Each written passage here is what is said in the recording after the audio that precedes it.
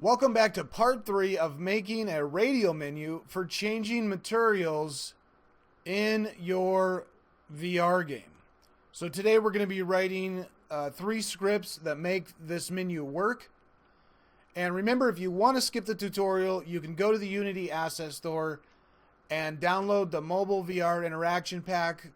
We are including this radial menu in the next version of the Mobile VR Interaction Pack. So you can grab that, skip the tutorial series, and just go straight to the Unity package. Otherwise, let's get started. Here we go.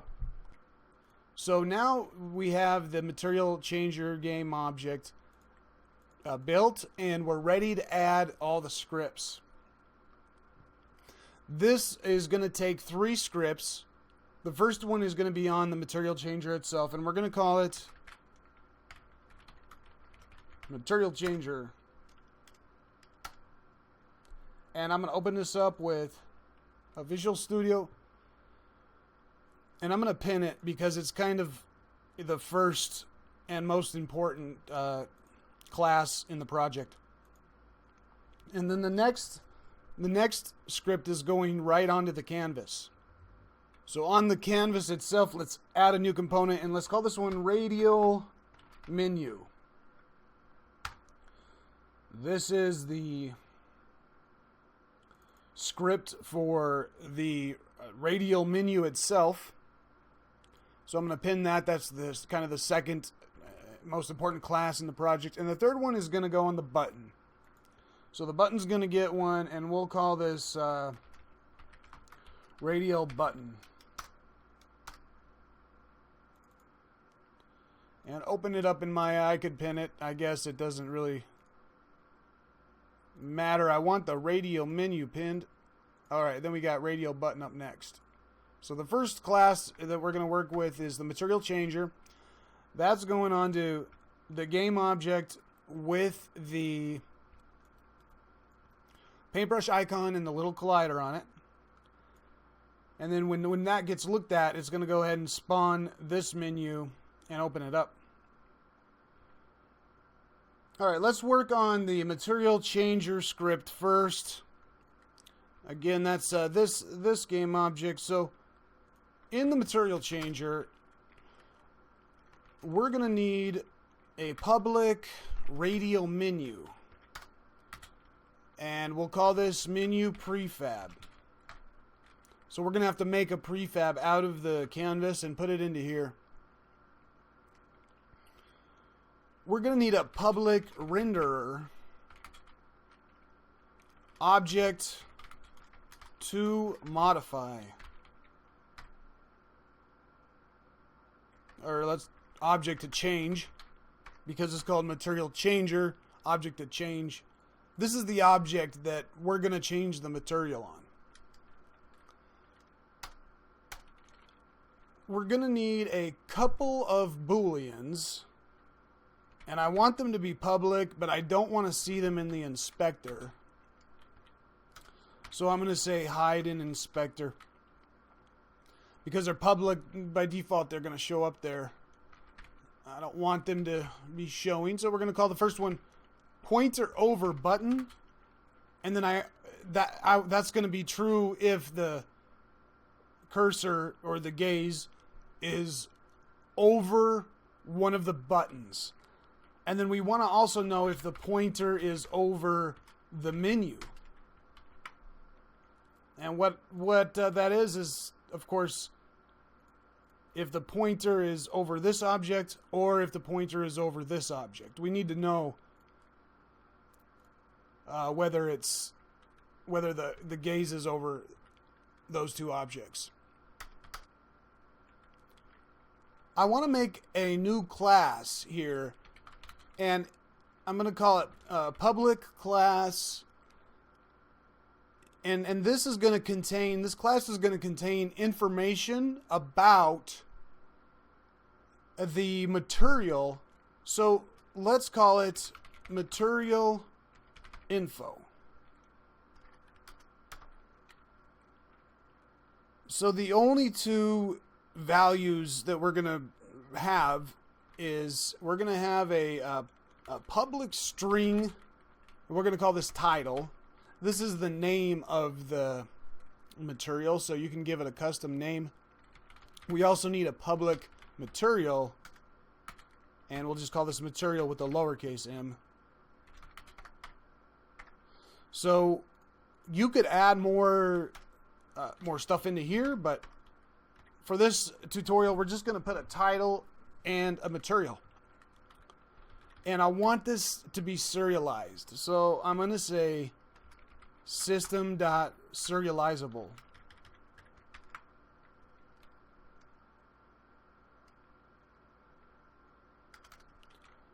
And we're going to want an array of these because we're going to need a bunch of materials. So I'm going to make a public material info array, and let's just call this all, or let's just call it materials. So these are all the materials that this material changer is going to have on it. And it's making this is an array or a list.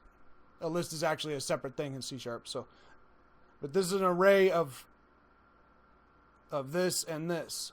So we'll see how this works in just a little bit. And we're going to need to know, or we're going to need access to to the menu that gets spawned, that gets instantiated. So I'm going to make a private Radial menu, and that I'm going to call this one current menu. This is the prefab. We're going to make a prefab and populate this manually by hand. And then this is the one that gets spawned or instantiated at runtime. So the next one and the last variable we're going to use in this script is going to be a private transform. And we need to know the transform of the collider. So I'm going to call it child collider because we already know that on the material changer, which is what we're working on right now, the collider is a child. All right, so first of all, let's populate some of these vars. So I'm going to go to the material changer. We have the menu prefab, the object to change, and the materials.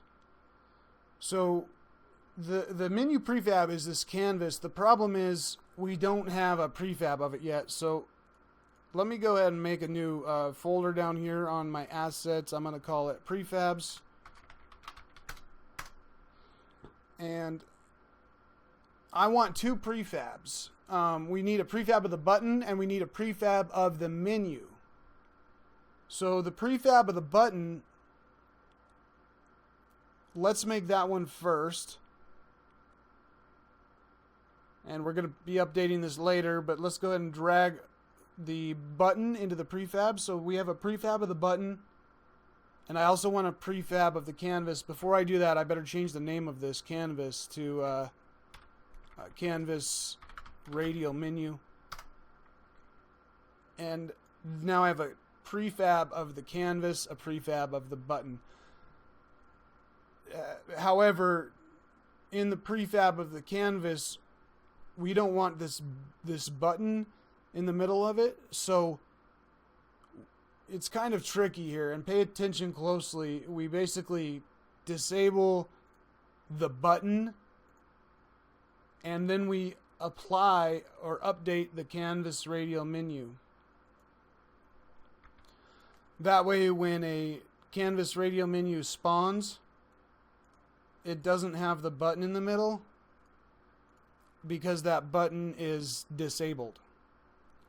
So the prefab of the Radial menu needs the button disabled. However, when you make the button prefab, you need to turn on the button and click apply. That way, this button's going to be really big. You'll see the button is turned on. So the button needs to be turned on when you apply or create that prefab, but it needs to be turned off when you apply or create the radial menu prefab. So now that I have a menu of the canvas without the button in the middle, and I have a prefab of the button itself, we can go back to the material changer script and populate these variables. The menu prefab is this canvas radial menu, because you can see here it wants a radial menu. And the object to change is just a renderer, and that's like this box, for example. Let's turn it into a wall. I could just scale it to 10 and 5. It looks like it's upside down. I guess I'll rotate it 180 degrees. But so we want to change the material on this wall. So we'll just call it wall. And on the material changer, the object to change is this. Now, we had set a renderer, and the wall has a mesh renderer, so it grabbed that, and that's actually the component that we're populating here is the mesh renderer on that wall object. We also need some materials, so I'm going to press 6 here. That's going to make 6 of these. And then we need to drag in the materials that we want into these slots. So I'm going to say materials. Well, I just have one here, but I go to the prototype textures. Here we go. We got metal and bricks and a checkerboard. There's camouflage, a map, and rim. Now, we probably don't want to use metal base 00, especially if we put the words on the UI. So that's what this title's for. We could call this one metal bricks. And again, if we wanted to add more information into these, we could just add more info into this class. So we have all our variables. We have them all populated. Let's go ahead and make this script do something. On start, we want to find the child collider. So let's just say child collider is equal to transform.getChild0. I know it's child 0, so unless I change the order of these two game objects, the collider is always going to be at 0. So that should work fine to find the child collider's transform. And then we're going to need a couple of functions here. The first one is going to be a public void on pointer enter. And of course, we're going to need a on pointer exit. So let me just copy this one and put on pointer exit right here. So when the pointer enters into this menu, the radial menu, we want to set pointer over menu to true.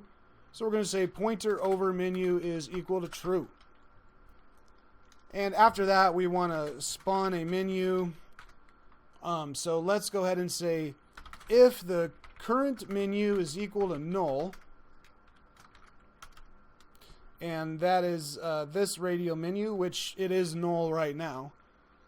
Then we're going to say current menu is equal to instantiate, and we want to instantiate a menu prefab as a radial menu.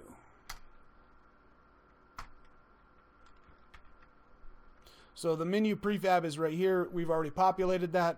We want to instantiate one of those as a radial menu. And that's going to get put into the variable current menu, which we've already defined here.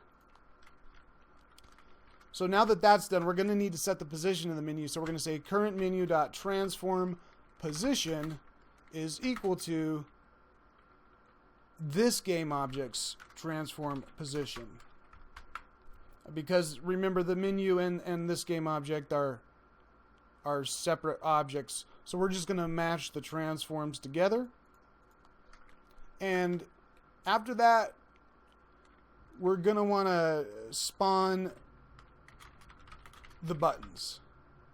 But this is a function. We're going to need to make a function for this. So the spawn buttons function is going to be on the Radial menu script. So we're going to have to come back to this. But before we do that, we need to set the scale of the child collider because the menu's opened, this little collider here needs to grow to the size of the full menu. So I'm going to say child collider dot local scale is equal to new vector 3, and I don't know what the perfect size is for the collider, the mesh collider you may be using, but the mesh collider, if you follow the exact way I made it in Maya, the good size here is 0.85. 0.85.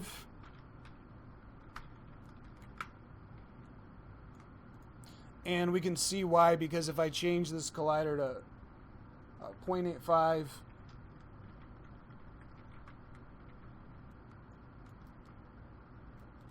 it grows to be the good perfect size for when the menu is opened.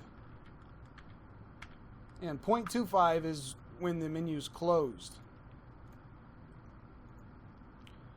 Okay, so that pointer enter is done, except we got to come back to here.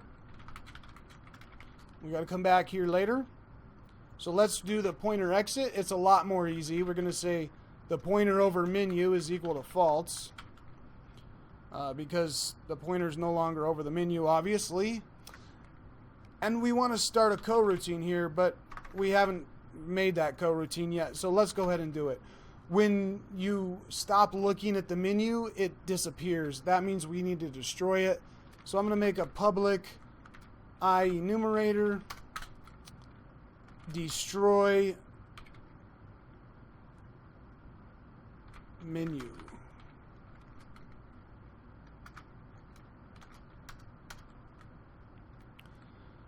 Destroy menu is going to yield return new wait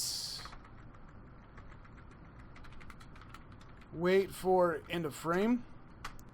And then we want to make sure that the pointer is not over the button, so pointer over button is false. And we want to make sure that the pointer is not over the menu.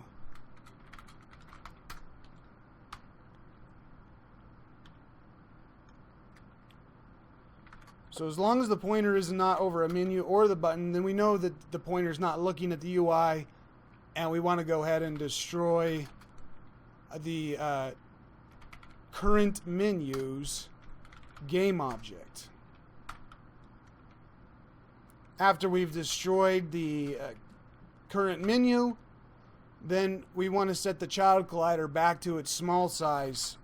So we're going to go child collider local scale is equal to a new vector 3, and again for my little mesh it's 0.25, 0.25, and 0.25. And we actually don't use the update function in this script. So we're done with the material changer script. Now we gotta move on to the radial menu. So that was the script that's on this game object, and we're done with that. And the next script is on the canvas radial menu. So the radial menu script, and we've already referenced it a bunch here. So now we actually need to write that script. This one's a shorter script, so it's going to be a little quicker. We need some variables. We need a public radial button for the button prefab. We already made that button prefab, so we need a public boolean. And this is an option if you want to automatically space buttons. We'll see how that works as we make the script. And the public integer of number of buttons. And we need a public float for the button size.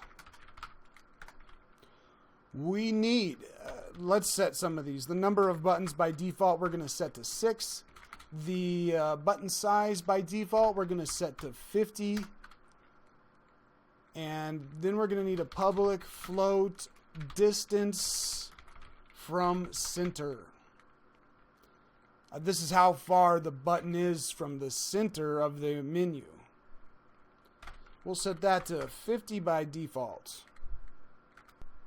And then we need one private variable, that is a rect transform for the new button, the new button's rect transform. And that's a button that gets instantiated just like the menu does. So we're going to use a custom function here, public void spawn buttons. And we want to pass in a variable of the material changer that's spawning this menu. So we want to know who the material changer is. And we'll just call this one obj for object so that we know what object has spawned this particular radial menu. So this guy, of course, spawned this one. And so this script needs to know what object actually spawned me. That's what this object is. So the first thing we're going to do is we're going to spawn all of the buttons. So we need a for loop for that. Let's say for integer I is equal to 0. And we want to say I is less than the object's materials length. And that's how many materials that we defined. It just happens to be 6. And then we want to do an I++.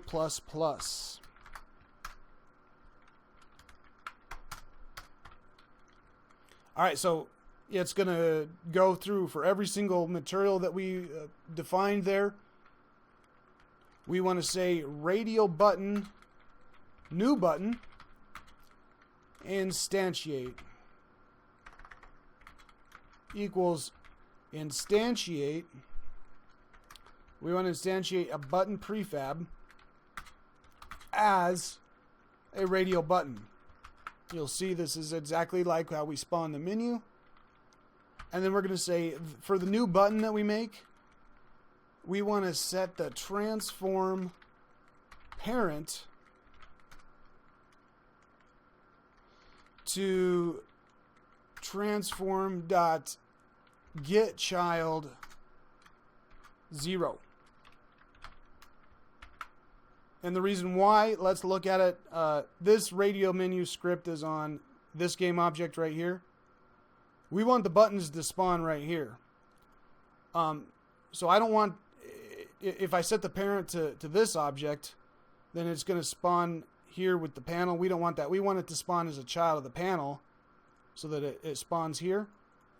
The script is on radial menu, so we have to say radial menu.getChild 0, which is this object, and that's going to be the parent of the button.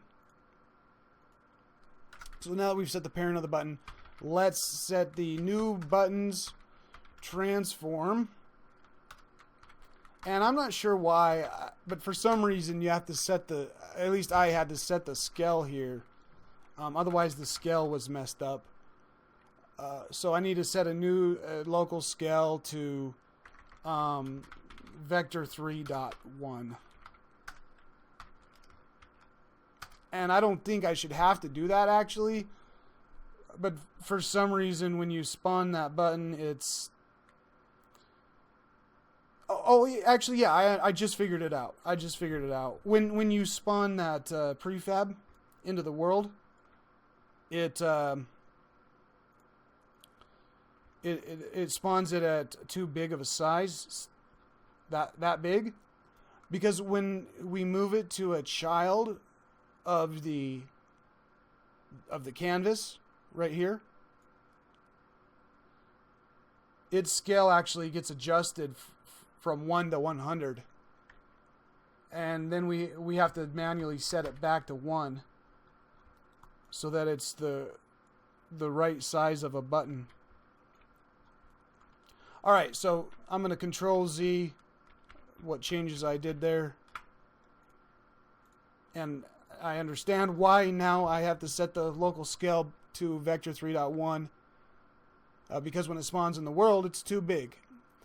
And then after that, we got to say the new button rect transform. Let's go find that. It's going to be the new button dot game object dot get components rect transform.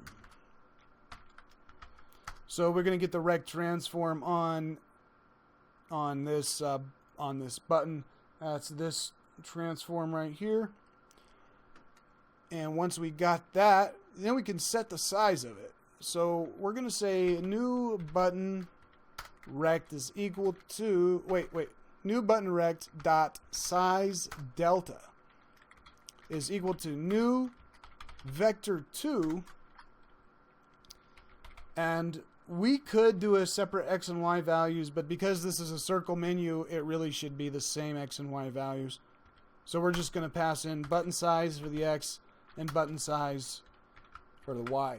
Now the button size we set here, and right now it's 50 unless we adjust that. So it's setting the size of the button, and then we also want to set the title. So the new button title is a variable on the radio button script that we haven't made yet, so we're going to come right back to that. And same thing with the new buttons material. That's a variable that we haven't created yet. So we're gonna come right back to those two. And same, if we say the new buttons object, this is one final variable that we haven't set yet. So this script is almost complete, but let's go make these 3 variables that we need on the radio button script. So we're switching over to the radio button script, and that is the script, of course, that is on the button itself. Here it is. And in the radio button script, it has, we're just going to make the variables right now. It has 3 variables. They're all hidden in the inspector. So I'm going to hide in inspector 3 times, and there's a public string. This is the title. So this is the name of the material that's assigned to this button.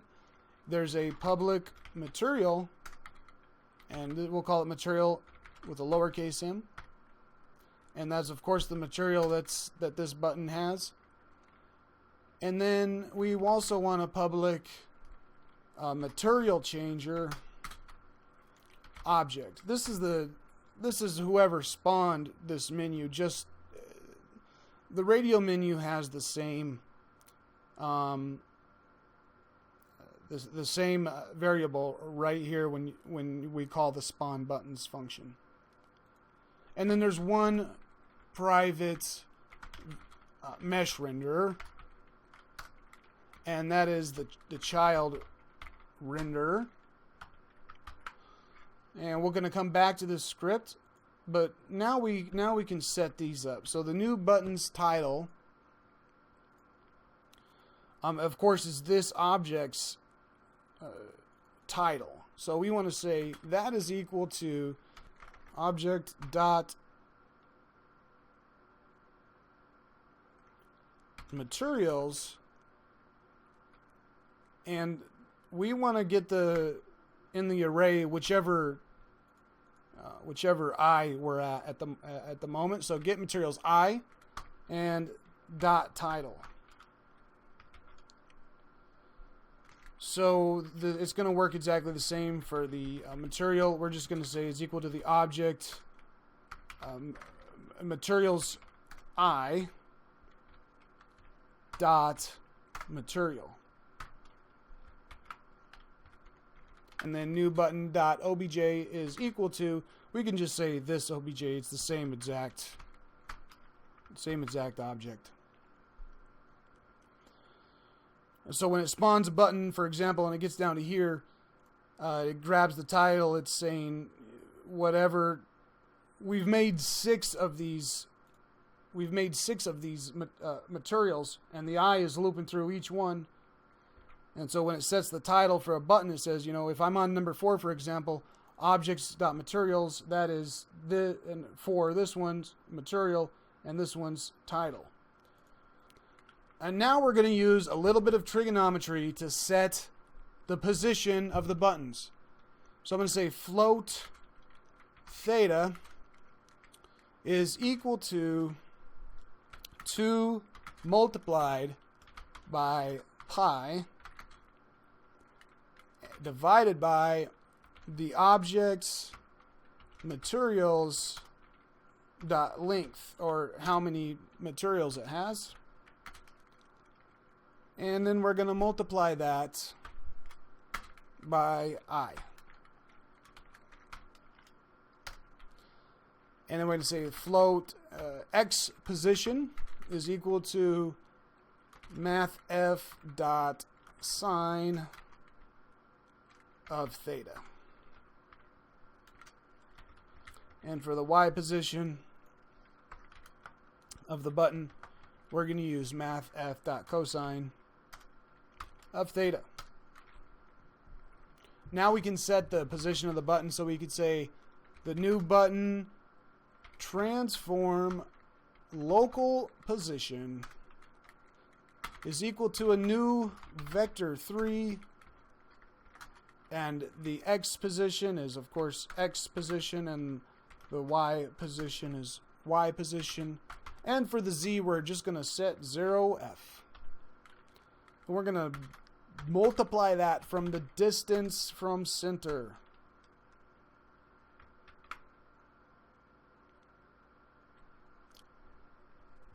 Let's I'm not going to get into the trigonometry here because I'm not good enough at trig to explain everything that's going on here.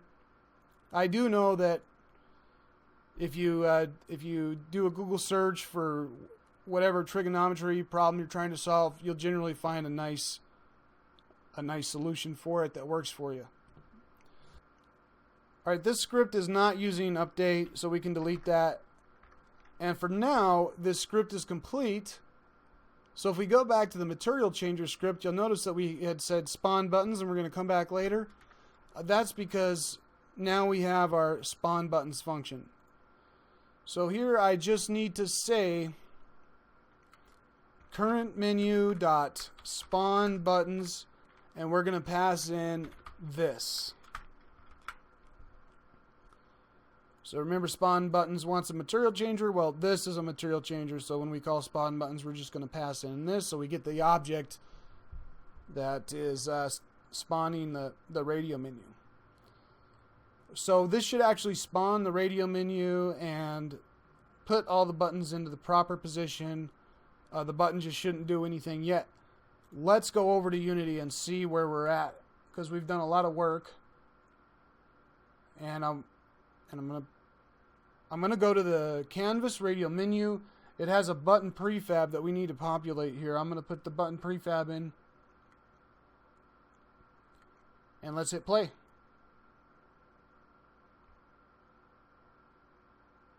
And nothing happens. So nothing's going to happen until we go to our material changer object and we add a event trigger. We're going to add an event type for pointer enter, and we're going to add an event type for pointer exit. And we've already made the scripts for these, so we're just going to say a new action here. We're going to drag the material changer script into here. And we're going to say material changer on pointer enter, and material changer, on pointer exit.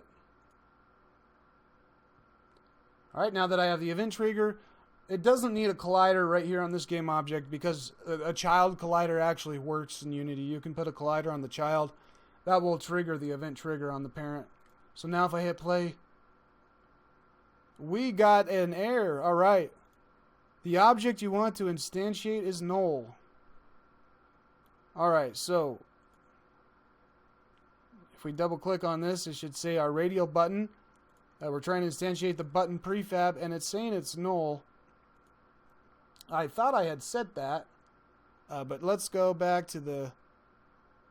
We got the menu prefab here, and if we go to the canvas radial menu, yes, we set the button prefab, but we didn't update the prefab.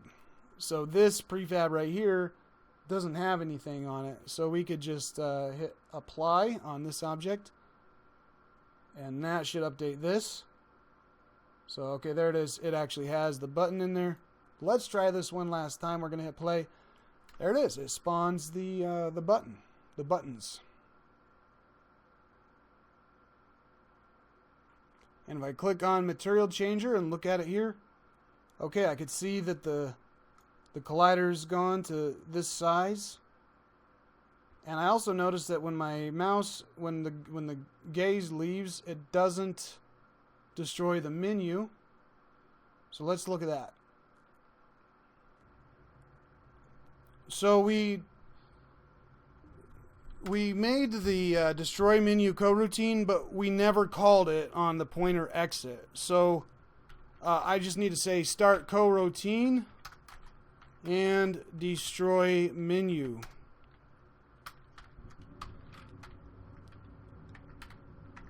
So when the pointer exits, it's going to set the pointer over menu to false, and it's going to call this coroutine, which is going to try to destroy the menu as long as the pointer isn't over the button or the pointer isn't over a menu. So if I save that script, let's try this once more. Okay, and it spawns it. The circle's still there, but that's our prefab. I just need to turn that off. And really, if this was the actual game, I probably would delete this game object because it's saved in these two prefabs. But while I'm working on stuff, I'm just going to toggle this off. It doesn't need to be in the game because it's spawned via prefabs. So when I look at the paintbrush, it spawns the menu and it turns it off.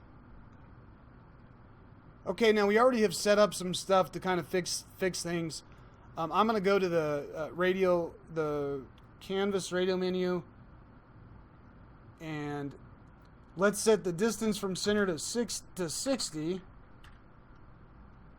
And of course, I'm going to turn that game object on, hit apply, and then turn it back off.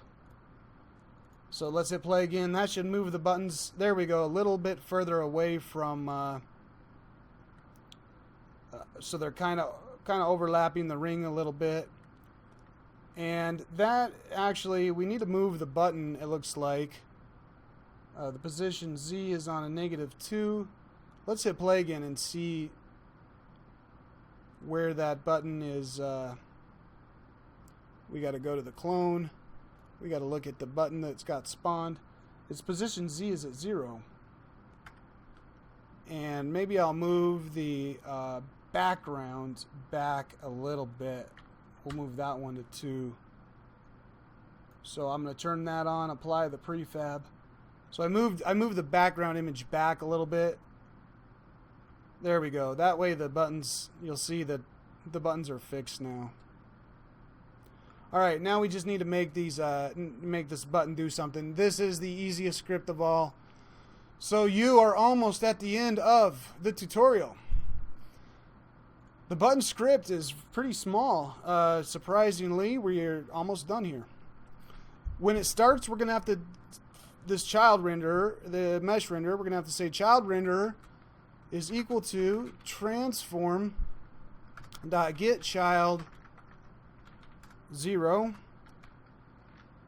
And we're going to get that game object, and we're going to say get component mesh renderer. And let's follow what we're doing here, because this is on the Radial button. We're going to the first child, and we're looking for a mesh renderer. So button, go to the first child, and get the mesh renderer. That's the circle mesh. So if I turn this on and then I turn on the button, you'll remember that this circle mesh is the what's actually showing the material, the mesh that has the mesh renderer that we're going to apply the material to, so we can see a preview of what it looks like. Now that button should be turned off, and that canvas should be toggled off. So back into the scripting, we now have the mesh renderer, so we can set the material on that. We're just going to say child renderer.material is equal to material. We have the material that from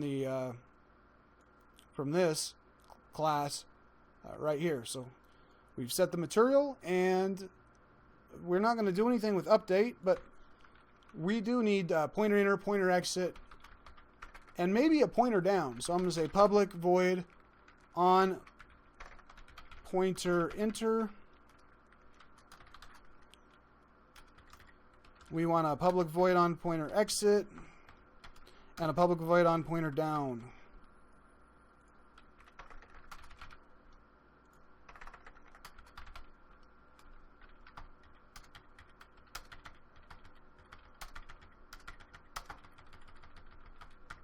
For the on pointer enter, we're just going to say object dot pointer over button is equal to true. And then we're going to say object to change. We're going to change the material on that object is equal to material. So whatever material this button has, set that material on the object we want to change. And then when the on pointer exit, we're going to say pointer is over a button, false. And let me show why we need to do this real quick, because currently if I look at a button, the menu disappears. Because pointer, we have an on pointer exit event on this collider. And so when I go from here to a button, that fires the on pointer exit. So we need to know if it's over a button, and if it's over a button, we don't want to destroy the menu. So that's why we're tracking if the pointer is over a button. So on pointer exit, pointer is over a button, false. And we want to start a coroutine for object.destroy menu. And the reason why is because when the pointer leaves a button, we might want to destroy the menu. And here's why. Because the buttons overlap the buttons overlap the menu. So if I look at my mouse cursor, if I move my mouse like this, right here, if it leaves the button, it's not going to go back over the canvas, and the menu will remain open. So if the mouse leaves the canvas, we want to destroy it. And if the mouse leaves the button, we want to destroy it as well. So on pointer exit, try to destroy the menu. And then on the pointer down, you don't have to do this, but this would work for the click on the VR headset, so you can use the click to change the material. We're just going to do this. Object to change material is equal to material. And we're done with everything. The whole project is working. You've successfully completed the tutorial. And wait a second, it's not working yet.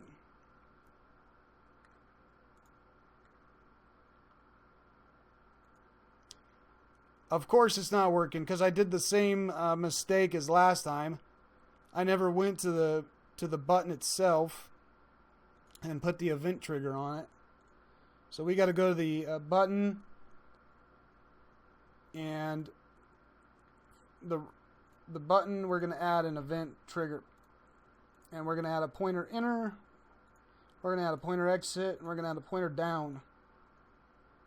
The pointer enter, pointer exit, pointer down all do something on the radial button script. And they just call the corresponding on pointer enter, on pointer exit, and on pointer down functions. Now I'm going to need to update that button prefab, make sure it's enabled, and I'm going to hit apply. And for some reason this doesn't work. Well, I'll see if it does in Unity 5, but it didn't in Unity 4. I think it's because this is a prefab too. It's messing it up somehow. It's turned on and I hit apply, but you're going to see if I look at this button, it's not going to have an event trigger on it. So you actually can't press apply on this button to update this prefab. It's not working. So I'm going to delete this prefab, and then I'm going to drag button back down here. So now the button has the event trigger on the prefab.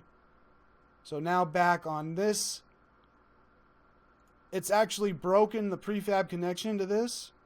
You'll see because it's not blue. So I got to click on this and I have to say apply. And then that updates this, but we messed up because the button needs to be turned off in this prefab. So I'm going to hit apply again. And then I'm going to turn this game object off. And we should have everything working. Except it's going to give us an error because the canvas, we're going to have to turn this back on. It doesn't have a button prefab because we deleted the one it was using, so we got to repopulate that button prefab. Hit apply, turn the game object off, press play. Everything should be working. If I mouse over the button, it's changing the material, and if I leave, it puts the menu away. The next part of the video, we're going to make it have smooth transition. Because you'll see at the beginning of the video when I showed how it works, it had a real nice smooth transition for opening and closing. So we're going to do that in part 3 of the video. But this is fully functional and works.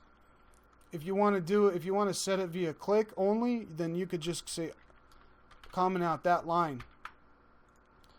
And I like that a little bit better because then I can kind of look at one, click on it, and it changes it. Instead of changing when I gaze. But that's up to you. So make sure to check back for the next part of the video because we're also going to look at what this autospace buttons is for.